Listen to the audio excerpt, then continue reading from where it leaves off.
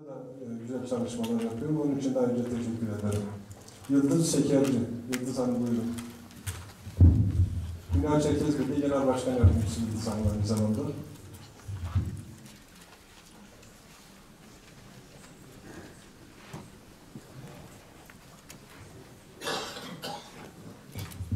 Bu arada konuşmacıları tekrar hazırına sunmak istiyorum. Yıldız Hanım'dan sonra Ümit Dinçer, Alaaddin Bayram, Erdoğan Yaşar, Yasemin Oral. Sayın konuklar, hepiniz hoş geldiniz. Hepinizi saygıyla selamlıyorum. Şöyle bir giriş yapmak istiyorum. DÇB, diaspora Çerkezlerinin öncülük edip dünya üzerinde dağınık bir şekilde yaşayan Çerkezlerin ana dil, kültür, tarih, anavatan diaspora ilişkileri gibi konularda aynı amaç etrafında bir araya gelip örgütlü çalışmalarını sağlamak içindi. Konuyu çok dağıtmamak için genellikle notlarımdan okuyacağım. DÇB'nin kuruluş amaçları yeterince gerçekleştirildi mi diye sorgulanabilir. Ancak daha önemli bir şey var ki o da tüm dünyadan Çerkezlerin ortak iradeyle katıldığı uluslararası bir örgütün vücuda getirilmiş olmasıdır. Çerkez toplumun zihnine bu yolla küresel kurum kültürünün eklenmesi önemli bir kazanımdır. DÇB'nin 30 yıllık serüveni içinde inişli çıkışlı süreçler yaşanmıştır. Kurumları ve yönetimleri birbirinden ayırmak gerekir. Beklentilerle ilgili değerler yapılırken STK'ların kendi sorunları yanı sıra dış faktörlerde göz önünde bulundurulması gerekir. Bu faktörler anavatan ve diasporadaki STK'ların bağlı bulundukları ülkelerin siyasi, sosyal ve yasal yapılanmaları ve bürokratik süreçleri olarak özetlenebilir. Çok sayıda değişkenin olduğu bu tür yapılanmalarda geleceğe yönelik sağlıklı karar alınması ancak doğru analizlerle olur. Dış faktörlerin ortaya çıkardığı hak kayıplarına karşı yapılması gereken şey sıkı çalışmak, birlikte hareket etmek, yılmadan talepkar olmaktır. DÇB'nin her türlü hatasından, eksiğinden, verimsizliğinden söz edilebilir. Kurumları bugünkü işlevi ve bugünkü yöneticileri üzerinden değerlendirmek doğru değildir. Anavatan ve diaspora ilişkilerini koruyabilmek adına kurumlarımıza sahip çıkmalı, yönetim anlayışı ve yöneticiler üzerinden kurumların yıpratılmasına izin vermemeliyiz. DÇB geçmişte önemli işlere imza atmıştır. Sadece birkaç örnek vermek istiyorum. 98 tarihinde UNPO'ya üye oldu.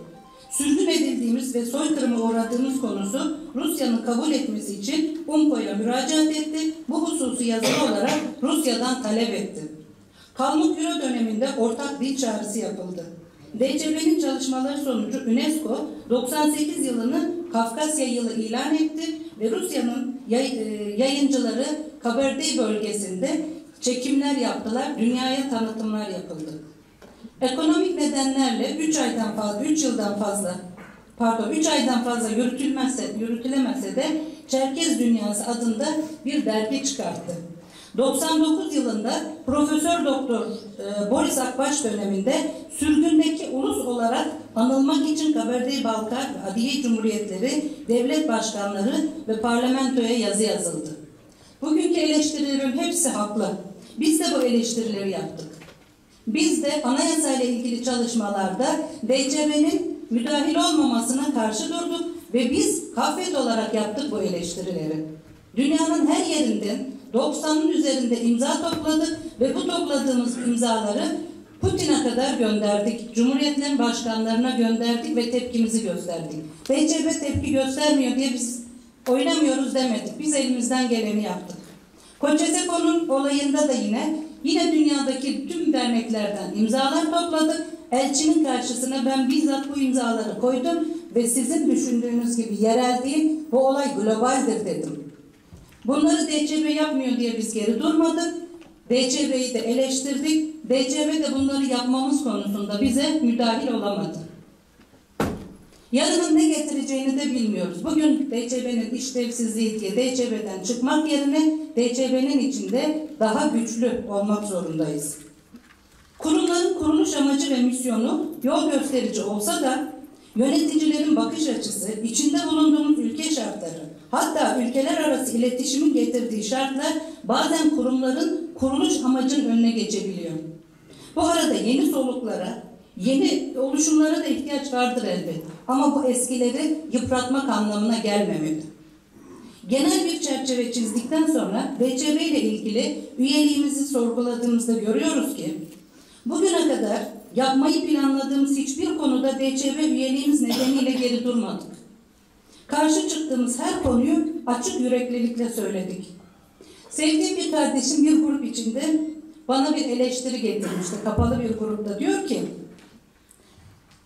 DÇB ile ilgili NAÇİK'teki genel kurulda burada yaptığım bütün konuşmaları, sözlerimi ve nerelerde yaptığımı da not alarak diyor ki bu kadar eleştiri yaptınız, şimdi de Dünya Çerkez Birliği'nin başkan yardımcılığını üstlendiniz.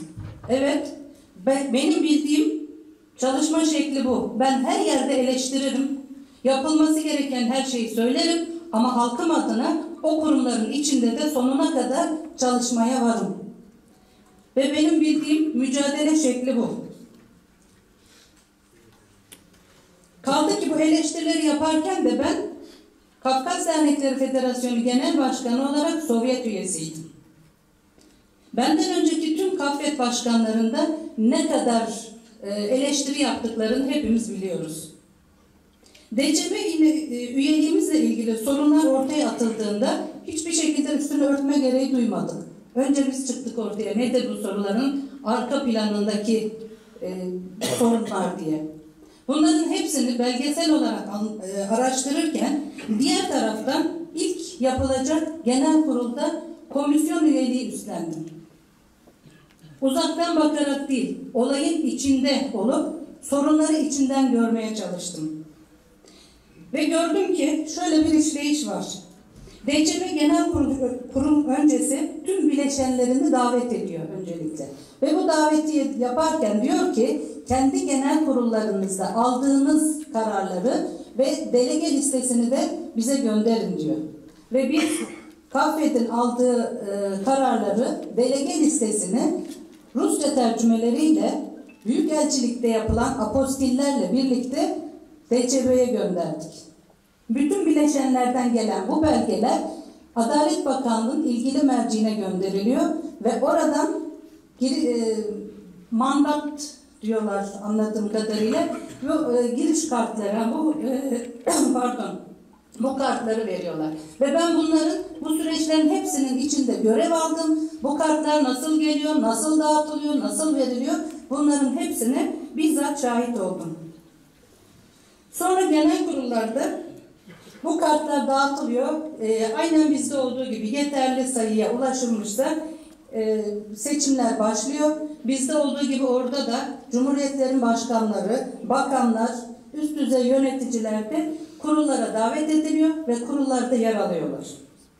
Konuşmalar yapılıyor. Konuşmalardan sonra her genel kurulda bir sonraki genel kurulda seçilecek delege sayısı belirleniyor ve oylanıyor. Sonrasında da yönetime gelecek olanlar oylanıyor. Ve biz KAFET delegesi olarak seçildikten sonra oraya gittiğimizde DÇB'de bu oylamalarla oylanarak seçilmiş yönetim kurulu üyesi ve ben seçilmiş genel başkanım. Yani bizim buradaki arkadaşların söylediği gibi bunlar bizim delegelerimiz değil, dolayısıyla bunları saymıyoruz demek çok doğru bir duruş değildi. Evet, araştırdım. Bütün bu çalışmaları yaparken bu araştırmalardan sonra bütün belgeler tamamlandı ve önem verdiğim iki ayrı belgeye de baktım. Birincisi 91 yılında biz kurucu üye olarak Adalet Bakanlığı'na gönderilen yazıda Türkiye olarak ismimiz geçiyor. Bu benim için geçerli bir belge. İkincisi 2 tane DÇB var. Biri kapandı, diğeri açıldı. Biz hangisine üyeyiz? Bu da bizim kafamızı kurcalayan bir şeydi. Adalet Bakanlığı'ndan alınan bir ikinci yazıda bunların birbirinin uzantısı olduğunu söylüyor. Ben hukukçu da değilim. Bunların detaylarını da daha fazla inceleyebilecek bir durumda değilim. Ama benim yaptığım bu araştırmalar benim için yeterli oldu ve ben DÇB için de çalışmalarıma devam etmeye başladım. En son gittiğimizde yönetim kurulundaki arkadaşlarla konuyu tekrar gündeme getirdik. Türkiye'de bu konudaki rahatsızlıktan söz ettik ve genel kurulda, yönetim kurulunda tekrar bir oylama yapıldı. Bir sıkıntı var mı? Türkiye'nin, KAFED'in üyeliği konusunda herhangi bir sıkıntı var mı diye oy birliğiyle hayır dediler. Bugüne kadar ilk günden beri en fazla söz hakkı KAFED'e verildi. Hakikaten en çok delege sayısı, yönetim kurulundaki en çok söz sahibi olan KAFED. Ve dendi ki bunun da ötesinde eğer böyle bir rahatsızlık varsa ortak karar alındı, el kaldırıldı ve dendi ki ilk genel kurulda böyle bir rahatsızlık varsa oylanmayan tüm diğer bileşenlerle birlikte KAFED'le oylanır ve bu şey tamamlanır. Bu eksiklik tamamlanır denir. Bundan sonra benim için üyelik anlamında bir sorun kalmadı. Çünkü benim çok istediğim, kendi yönetimde olduğum dönemde çok çaba sarf ettim ve eminim yeni yönetimdeki arkadaşların da istedikleri başka bir konu, giriş çıkışımızı kolaylaştıracak bir belge. Biz bunlar üzerinde çalışmalıyız. Yani biz ana vatana girerken girişimizi kolay, pasaport demiyorum, bunlar çok kolay şeyler değil. Bunlar belki de bizi çok aşan şeyler ama en azından giriş çıkışımızı kolaylaştıracak bir belgenin olması gerekiyor bizim elimizde. Bunun dışında üniversitelerimizde ana dil eğitimi var, yok olmuyor diye üzülüyoruz ama diğer taraftan aynen burada olduğu gibi oradaki üniversitelerimizde de dil bölümlerinde öğrenci sıkıntısı var. Biz uzaktan eğitimi gündeme getirebilirsek, dünyanın her yerinden üniversitelerimize uzaktan da olsa eğitim için kayıtlar yaptırıyorsa, üniversitelerimizi de ayakta tutabiliriz. Hem onları ayakta tutacağız, hem de dünyanın her yerinde hem Çerkezce hem Rusça eğitimleri için bir ön açmış olacağız. Şimdi bütün bunları kendi başınıza yapamazsınız. Bunları bireysel yapamazsınız. Bunları KAFED olarak da yapamazsınız. Bunları oradaki bir kurum üzerinden yapabilirsiniz. Dolayısıyla ben oynamıyorum demek değil, bizim yaptığımız gibi bir daha varsa sıkıntılarınız DCB'ye rağmen bunları gündeme getirip gündeme taşımanız gerekiyor. Ben şimdi diyorum ki Sayın Başkan Sovyet üyesi. 3 kez Sovyet toplantısı oldu ancak o toplantılara katılmadı başkan. Ve burada sürekli DCB'ye üye olup olmadığımızı sorgulanması, genel kuruldan sonra alınacak kararlara bakılması ve bundan sonra anavatana gidilmesi ya da bu toplantılara katılması gibi bir konu gündeme geldi. Siz böyle düşünüyor olabilirsiniz ama henüz genel kurulda biz üye değiliz diye bir karar çıkmadığı sürece sizin bu toplantılara katılmama gibi bir lüksünüz olamazdı. Ben kendi adıma böyle düşünüyorum. Gidip geldiğim, yaşadığım şeyler doğrultusunda. Sürekli üyeliğimizin ispatı için Rusya'da kurumlara yazılar yazıldı. Buradan gelen yazılar yeminli tercümanlara tercüme edildi ve sosyal medyadan topluma servis edildi. 63 sayfalık servis edilen belgeler var. Biz bile anlamıyoruz bunların içinde. Ya bu şekilde bir savunma olabilir mi? Bunu da sizin takdirinize bırakıyorum. Bu arada diyorum ki avukatlardan mütalalar alınacağına, avukatları da yanınıza alıp gidip içinde ne var ne yok, nedir eksiklik, neden biz burada görünmüyoruz, neden oylama yapılmamış, oylama yapılmasının anlamı nedir? Bunları kendi içinde yapmak, dışarıdan buradan oraya değişik Maliye Bakanlığı'na, Adalet Bakanlığı'na ya da başka yerlere yazılar yazıp oradan gelen yazıları burada kendi içimizde değerlendirmeye kalkarak toplumun kafasını karıştırarak buradan biz bir şey çıkartamayız diye düşünüyorum. Bir yıl boyunca bir kere anavatan ziyareti yapmadım yönetimdeki arkadaşlarım. Ben bunu da şiddetle eleştiriyorum. KAFED sadece Türkiye'nin değil, biz yönetimde olduğumuz sürece dünyanın her yerindeki derneklerle iletişim içindeydik. Ve ben biliyorum ki oradaki derneklerin hepsinin gözü KAFED'de. DCB'den daha çok dünya DCB'si KAFED'dir. Dolayısıyla KAFED'in attığı her adım dünya dünyadaki derneklerin moralini bozuyor ya da gücünü arttırıyor. Bizim böyle de bir sorumluluğumuz var Kafvet olarak. 100. yıl kutlamalarında yazılı ve sözlü olarak defalarca davet edilmiş olmasına rağmen başkanımız burada, DÇB üye miyiz değil miyiz, çalışacak mıyız çalışmayacak mıyız buna karar vermedik henüz diye davetlere icabet edilmedi. Böyle bir şey olabilir mi? Bir ikinci 100. yıl kutlaması olacak mı? Siz konuşma yaptığınız zaman bunları düzeltirsiniz. Şimdi burada şöyle bir şey var arkadaşlar. Burada en son biz gittiğimizde de dediler ki ses kayıtları da var. Hayır dedim, ben böyle bir şeye girmek istemiyorum. Cumhuriyet'in başkanı da içinde olduğu toplantıda son kez bir kez daha aradılar. Aradık, rica ettik. Katılmanız çok önemli dedik ama ikna edemedik dediler. Başkanın burada kendisi söyleyecektir. Evet. Evet. Şimdi DÇB ana vatana girmek isteyen hiç kimseye engel olmuyor. İsteyen istediği gibi ana vatana girip çıkabiliyor. Ama kurumsal bir kimlikle protokole katılacaksanız üye olmak zorundasınız. Neden? Çünkü Rusya'da resmi karşılığı olan tek kurum Dünya Çerkez Birliği ve dünyanın her yerinde pek çok dernek, federasyon varken protokolde sadece DÇB'ye üye olanlar yer alıyor. Davetler sadece onlara yapılıyor. Yani protokole herhangi bir yerde, Avrupa'da ya da dünyanın herhangi bir yerindeki bir dernek davet edilmiyor. Davetli olmayanlar da o protokolde yer almıyor. Bu aslında çok yadırganacak bir şey değil. Pek çok dernek var. Hangi birini davet edecekler? Burada bir işaret var. Dünya Çerkez Birliği. Dünya Çerkez Birliği'ni az önce de söyledim. Çok iyi işler yapıyor demiyorum. Çok doğrular demiyorum. Yanlışları da çok. Eleştiriden de muaf değil. Her şekliyle eleştirebiliriz ama bir şekilde de yanımızda tutmamız gerekiyor. Şimdi ben biliyorum Adige'ye gitmek üzere bir davetiye geldiğini de biliyorum. Özür dilerim. Bu davetiyenin iptal edilmesine en çok biz karşı çıktık.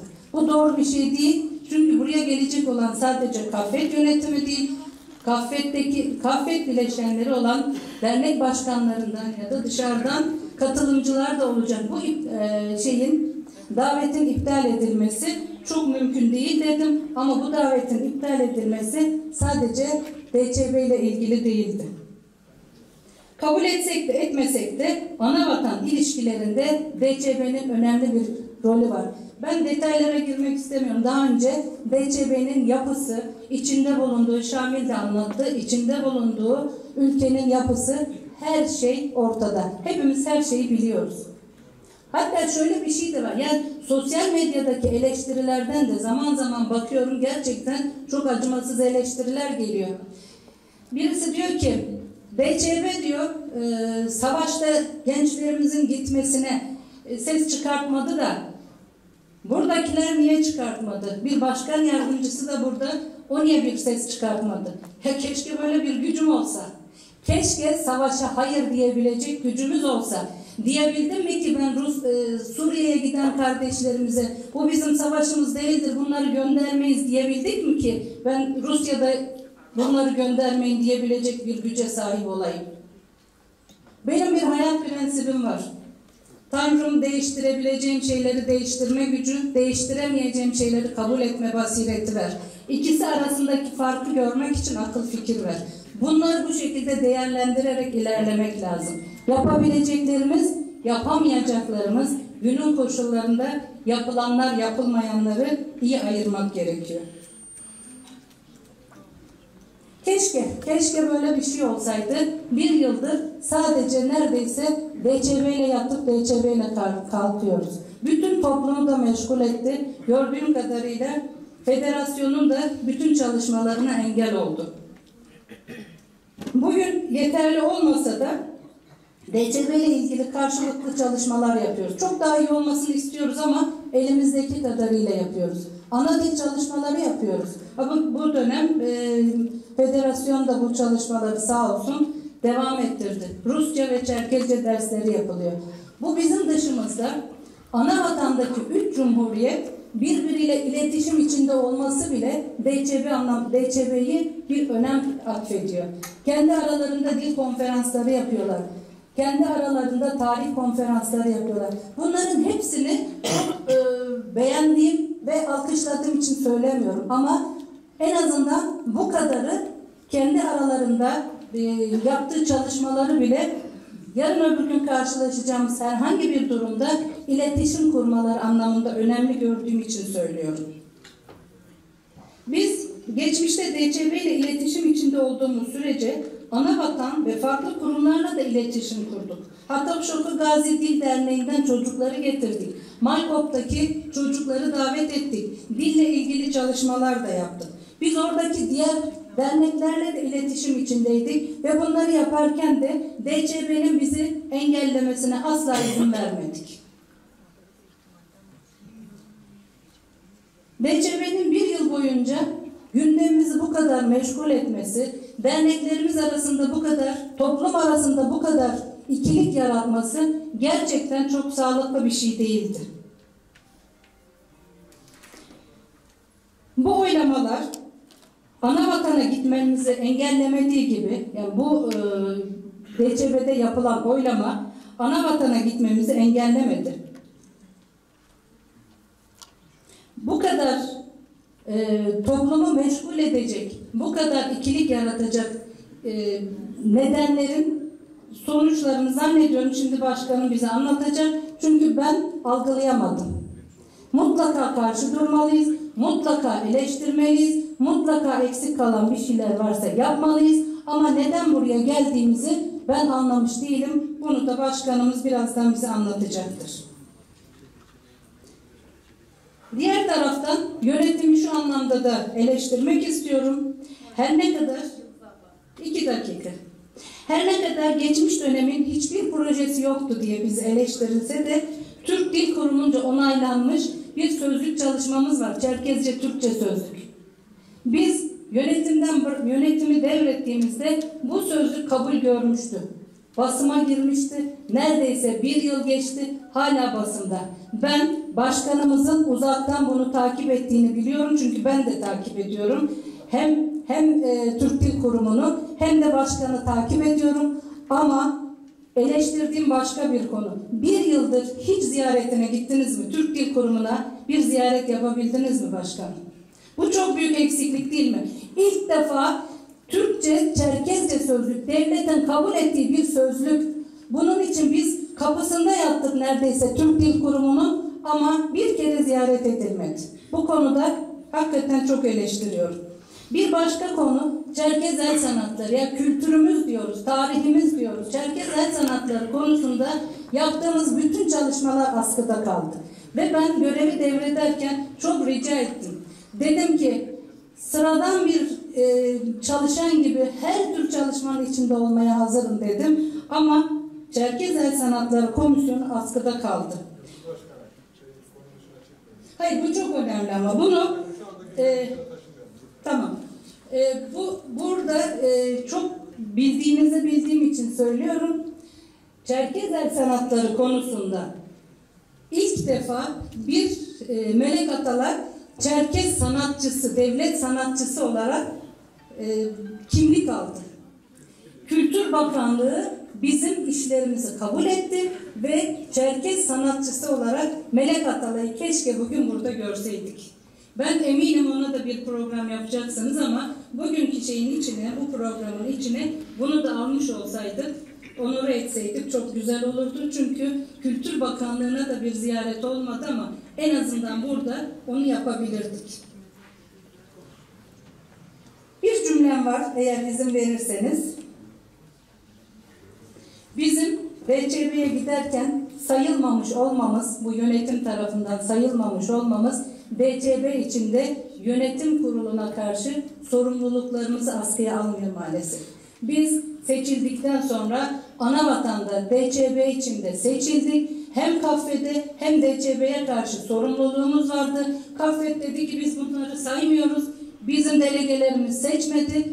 Ama buradaki ilişkimizi sürdüremesek de bütün çabamıza rağmen bizim DÇB'deki sorumluluğumuz devam ediyor. Herhalde vaktim doldu. Fazla zamanınızı almayayım. Çok teşekkür ediyorum. Saygılar sunuyorum. Evet, Ömür Dinçer, Eğitim Başkanlığı.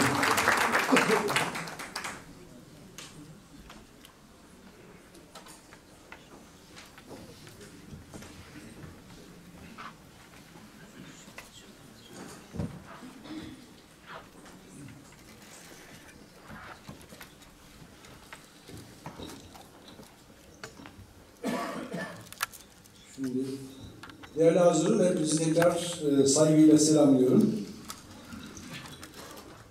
Şimdi gerek Yıldız Başkan, gerek Adnan Bey neden sorusunu ortaya attılar. Biraz onun üzerinde duracağım. Bu sürece nasıl gelindi ve ona dair bakış açımızı sizinle paylaşmak istiyorum. Öncelikle hani unutmayayım diye söylüyorum. Yıldız Hanım'ın söylediği bazı şeyler vardı. Düzeltmek açısından. Şimdi birincisi Adiye Cumhuriyeti'nin kuruluşunun 100. yıl dönümüne davet edildik. Hiç kimse bununla ilgili bize tekrar telefon falan etmedi. Gerek de yoktu çünkü. Biz daveti alır almaz dedik ki hay hay yola çıkacağız. Başkanlar kurulumuza dedik ki arkadaşlar devletimizin kuruluşunun 100. yılı var. Bize 8 kişilik bir kontenjan ayrıldı. Başta gelmek isteyenler varsa işaret buyursunlar. Kontenjan alalım dedik. Derneklerimizden geleceklerini belirtenler oldu. Başkanlar oldu. Üyeler oldu. Yanlış hatırlamıyorsam 16 kişi gibi bir ilave üye daha. Biz planlarımızı yaptık. Biletlerimizi almaya, ayarlamaya gayret ederken iptal mektubunu aldık. Hiçbir gerekçe gösterilmedi. Dolayısıyla şurada bir yanlışı düzeltmek isterim. Biz Anavatan ziyaretini 3 Ekim'de planlamıştık. İptal edilen davetiyemizin gerekçesini bilmiyoruz. Öğrenmek için defalarca telefon ettim. Defalarca ses dosyası bıraktım. Şadab askere. Hala kapı duvarız. Arkasındaki gerekçeyi Necdet Hanım geçen yazdı. Dedi ki kafedin, çünkü DÇB'nin hayatında yaptığı en iyi işlerden birisi bunların Anavatana alınmamasıdır. Davetiyenin iptal edilmesidir diye yazdı. Kendisi Dünya Çerkes Birliği'nin üyesidir. Bir başka konu vardı. Efendim? Ya da hani o manada. Peki. Yani sonuç itibariyle başkan danışmanı diyebiliyorum. Resmi bir sıfatı yok yani. Peki, hayır. Kendisi söyleyeceğim. Başkan danışmanı. Hayır. Hayır, cevap hakkı yazdığı için söylüyor. Cevap hakkı olacak kişiler burada. Eleştirirsek olmaz. Arkadaşlar, ben olayın sürecini anlatıyorum. Bir dakika, lütfen.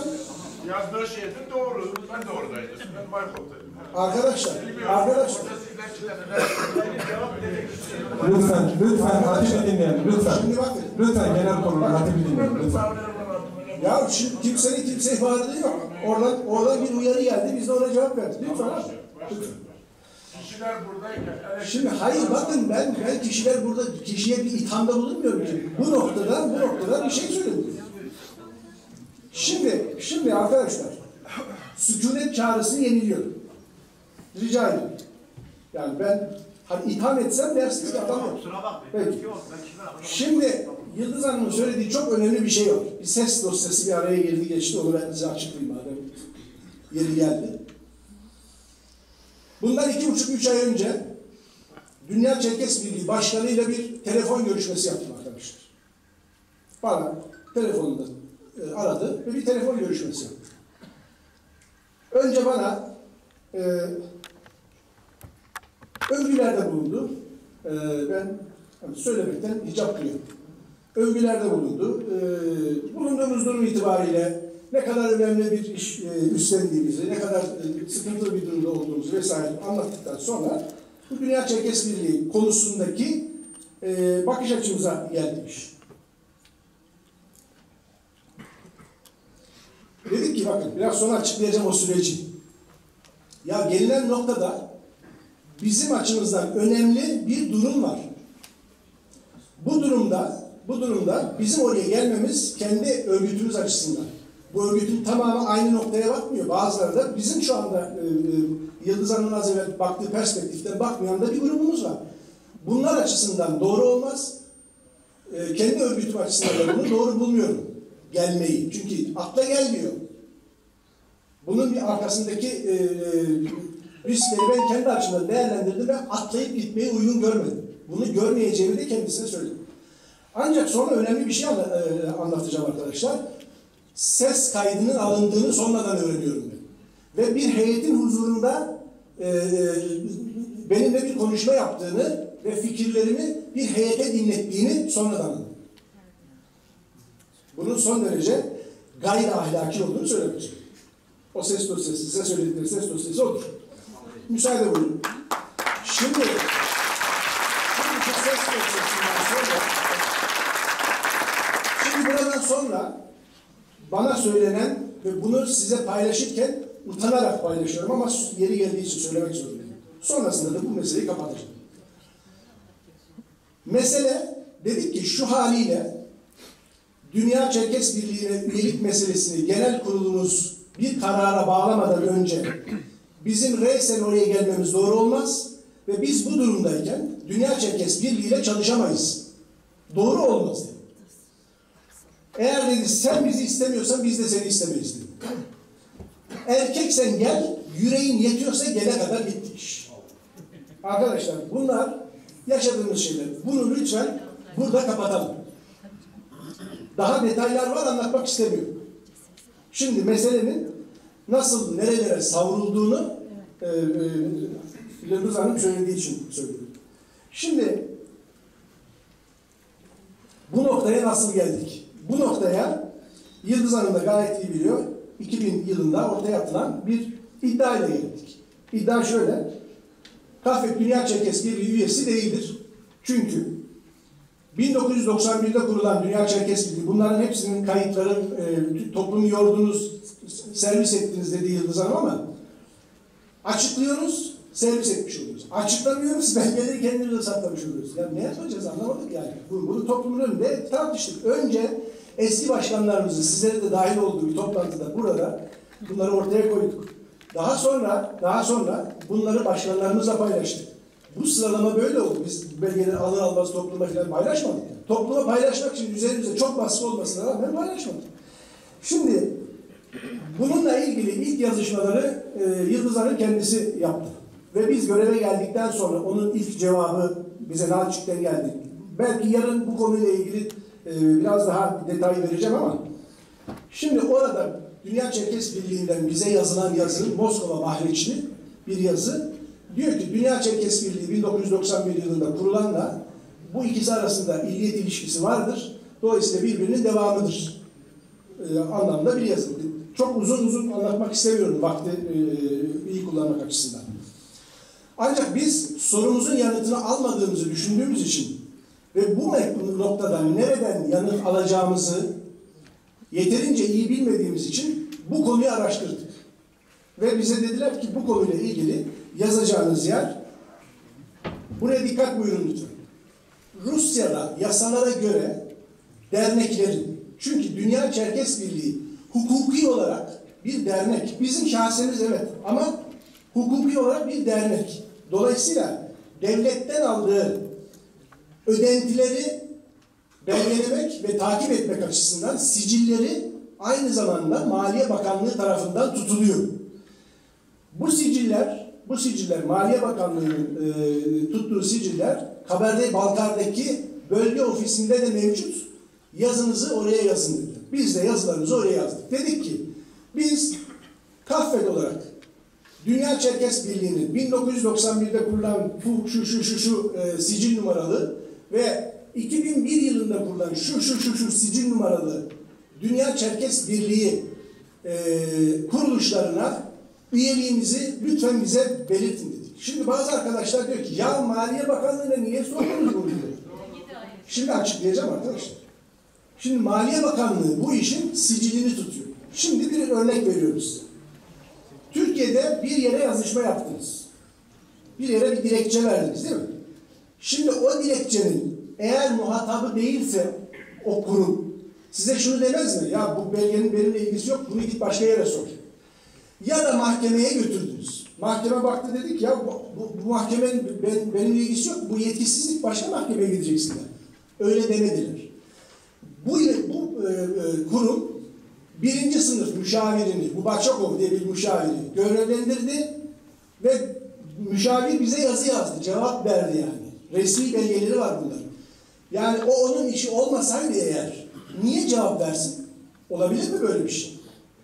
Bize bir yanıt verdi. Dedi ki, Dünya Çerkes Birliği'nin 1991'de kurulan bu tescil numaralı ve 2001'de kurulan, ki bu zamana kadar, bunu hemen parantez için almak istiyorum, biz son 2-3 yıla kadar ikinci bir Dünya Çerkes Birliği derneğinin kurulduğunu bilmiyorduk arkadaşlar.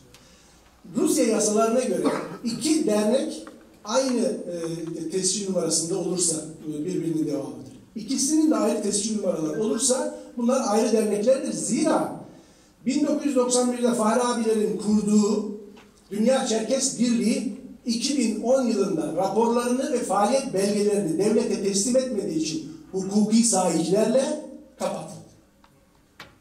Bunun belgeleri. Şimdi hal böyle olunca bize gelen belgede kurucusu değilsiniz diyor. Biz dedik ya şimdi bir yanlış yapmayalım. Bu kurucuyla üye aynı şey midir? Bunu da soralım. Tekrar sorduk. Dediler ki ne kurucusu ne üyesi değilsiniz. Zira bu yani 2001 yılında kurulan Dünya Çerkes Birliği'nin sadece Ürdün Hayır Kurumu kurucusudur. Bunu da araştırdık. Dediler ki o dönemde belgeleri hazır olduğu için uluslararası hüviyet kazandırabilmek için sadece Ürdün Hayır Kurumu'nu yazabildikleri. Ancak sonraları biz bunu Dünya Çerkes Birliği'ne dönerek dedik ki Dünya Çerkes Birliği böyle şeyler var elimizde. Bu nedir dedik. Dünya Çerkes Birliği bize uzun bir yazı gönderdi. Bizim daha evvel katıldığımız genel kurullardaki üye sayılarımız, delegasyondaki delegelerimizin isimleri, konuşulan konular vesaire. Çok detaya girmemek için böyle geçiyorum. Ve onunla birlikte bize çok önemli 3 belge gönderdiler. Bizim oraya gönderdiğimiz. 1. 2004 yılı Temmuz ayında Muhittin Ünal imzalı bir yazı gitmiş. Yazı şöyle diyor. Biz Kafter olarak varlığımızı nihayetlendirdik ve federasyona dönüştük. Ve Federasyon Genel Kurulu Dünya Çerkes Birliği'ne katılım kararı aldı. Bu aldığı karar doğrultusunda üyeliğimizin derhal tescil edilmesi diye bir yazı yazmış Muhittin abi. 2004 yılının Temmuz ayında. Sonrasında bir yazışma daha var. Orada diyor ki 2004 yılının Eylül ayında. Daha ilgiye de ilk bu Temmuz ayındaki yazıyı vererek diyor ki bu ilgi yazıyla size başvurmuştuk. Ancak şimdi eksik evraklarımızı tamamlayabildik ve evraklarımızla birlikte daha evvel hukuki sebeplerle üye olamadığımız Dünya Çerkes Birliği'ne üyeliğimizin tescil edilmesi için evraklarımız ekledir. Şimdi ben buradan şunu anlıyorum. Biz 2004 yılında federasyonun üstüne düşeni yapmış. Demiş ki katılım kararı alıyoruz. Genel başkan buradan bir yazışma yapmış ama ben şunu şöyle okuyorum. Dünya Çerkes Birliği bunun yazışmalarını olmadığı için maalesef bulamadık. Muhtemeldir diye söylüyorum. Muhtemelen şu söylenmiş. Sizin evraklarınız böyle olmaz ama hukuken sizin şunları 3 belge, genel kurul kararı, yönetim kurulu kararı ve tüzüğünüzün Rusça çevirilerini bize göndermeniz lazım. 2'şer müsaade demişler. Muhittin abi de onları yazmış, derdest etmiş ve daha evvel hukuki sebeplerle üye olamadığımız Dünya Çerkes Birliği'ne artık üyeliğimizi tescil edin diye göndermiş. 2004 yılının Eylül ayı.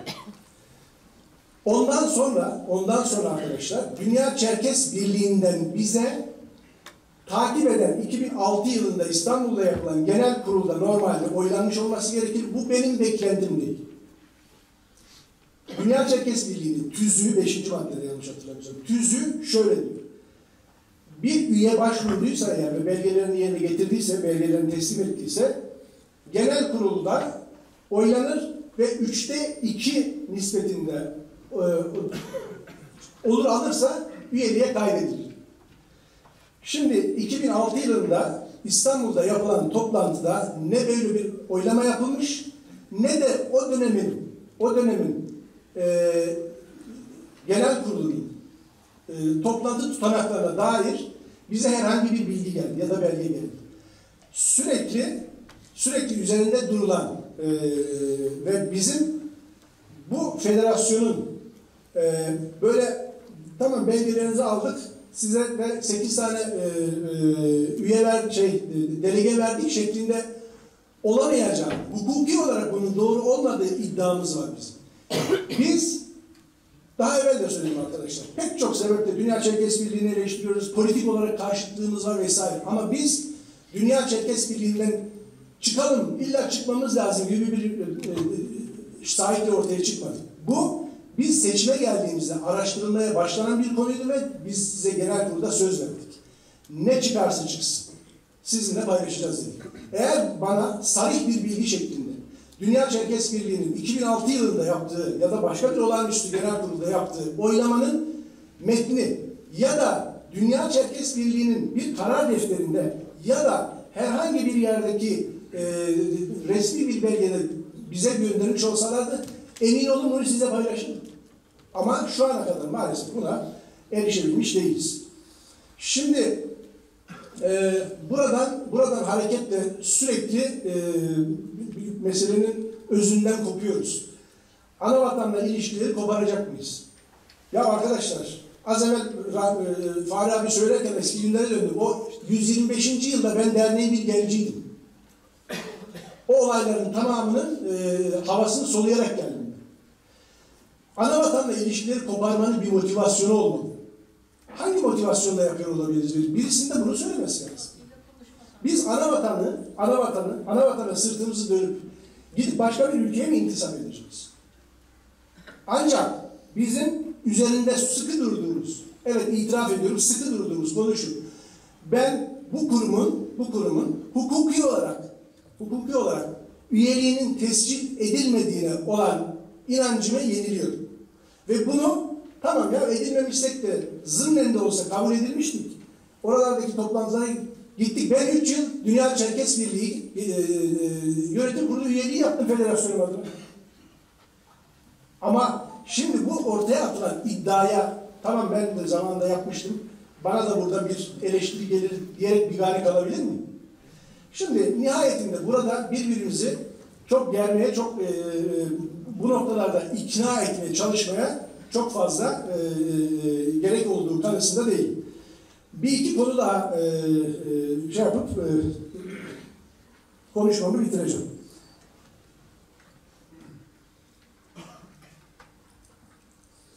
Şimdi Dünya Çerkes Birliği ve Rusya konusu bizim hiç bilmediğimiz, orada işlerin nasıl döndüğüne, nasıl yürüdüğüne dair hiç fikrimizin olmadığı şekilde değerlendirmeleri en hafif tabirle eksik değerlendirme olarak görüyorum. Fahri abi az evvel çok güzel bir konuşma yaptı arkadaşlar. Vatan dedi, halk dedi, vatansızlık dedi. Bunların tamamı bizim için de geçerli. Biz de bu vatan meselesine aynı perspektiften bakıyoruz. Halk meselesine aynı perspektiften bakıyoruz. Biz ana vatanla ilişkilerimiz olmaz ise eğer ne şekilde geleceğe taşıyamayacağımızın derdini, tasasını biz de buramızda hissediyoruz. Hiç kimse, rica ediyorum, bizim vatan sevgimizi ölçmeye, değerlendirmeye tek başına kalkmaz.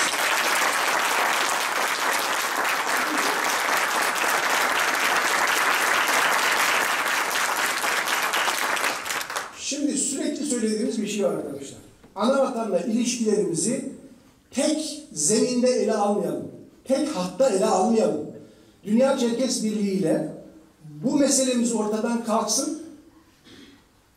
Başka bu örgütlerle de devletle çalışmamız lazım arkadaşlar bizim. Devletlerimiz var orada bizim. 3 tane devletimiz var.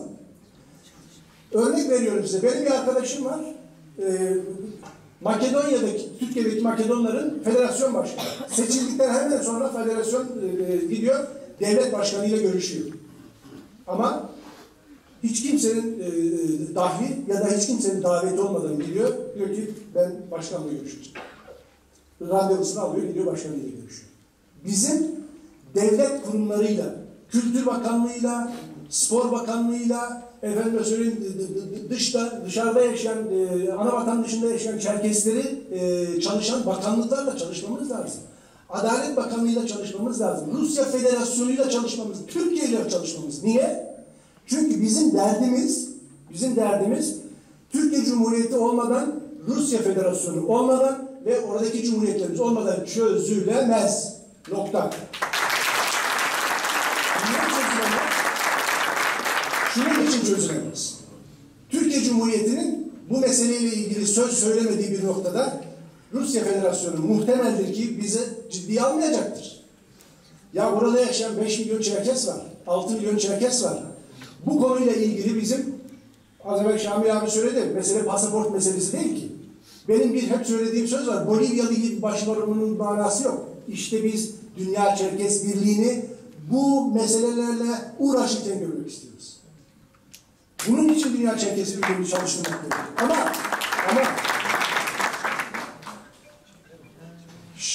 bu söylediklerimizden hareketle hiçbirimiz, ben birlikte çalıştığım arkadaşların hiçbirisinin de hiçbir konuda hiçbir devletle ne ana vatanlarımızla ne Rusya Federasyonu'nun bir düşmanlık hareketi içerisinde olduklarını asla kabul etmiyorum.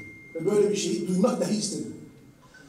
Biz gittik Rusya Federasyonu'nun Türkiye'deki büyükelçiliğine.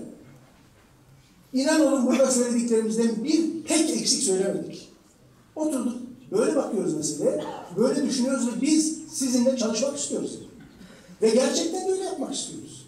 Ancak bunu Dünya Çerkes Birliği'nin kontrol ettiği bir noktada kabul etmekte istemiyoruz.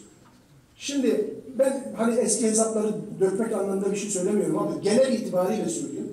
Bu şu andaki başkanlığını bağlar, örgütünü bağlar onu bilmiyorum ama Dünya Çerkes Birliği şu anda Dünya Çerkeslerinin sorunsalına bizim beklediğimiz kadar aynı perspektiften yaklaşmıyor. Evet, dezavantajlarını biliyoruz. Ona da itirazımız yok. Ancak bulunduğu yer itibariyle biz Dünya Çerkes Birliği'ni Dünya Çerkeslerinin daha fazla yanında görmek istiyoruz. İşte bütün bunları içinde kalarak mücadele etmek istiyor isek de bunu siz karar vereceksiniz. İçinde kalalım mücadele edelim diyorsanız da hukuki zemine yaslanmak zorundayız arkadaşlar. Çünkü az evvel Yıldız Hanım da söyledi. Benden önceki konuşmacılardan bazıları da söyledi. Dünya Çerkes Birliği'nin başkanını biz belirlemeliyiz dedi Fahri abi. Diyelim ki Dünya Çerkes Birliği'ne aday olduk arkadaşlar. Karşımıza bu fiili durumun, bu hukuki durumun çıkarılmayacağına kim garanti verebilir? Hiç kimse veremez. Biz onun için söylüyoruz. Biz bu hukuki durum üzerinden 10 aydır kendimizi ifade etmeye çalışıyoruz ama bir türlü edemiyoruz. Sürekli iş dönüyor dolaşıyor. DÇB'den çıksın mı? Yahu hukuken bir girelim. Çıkacaksak da sonra konuşalım. Ancak bu geldiğimiz noktada, lütfen uzattığım için bağışlayın. Bu geldiğimiz noktada Dünya Çerkes Birliği'ndeki durumumuzun arafta olduğunu kabul etmek zorundayız. Bundan sonrasında ne yapabileceğimizi kıymetli Hazirun tartışacak, değerlendirecek. Ben şimdilik sözlerimi burada noktalıyorum. Eğer söz imkanı ve söz hakkı olursa yarın da belki sonradan gelecekleri de bilgilendirmek açısından divan uygun görürse bir konuşma daha yapmak istiyorum ama şimdilik bu noktada sizleri daha fazla yormamak adına sözlerimi bitiriyorum. Hepinize iyi akşamlar diliyorum.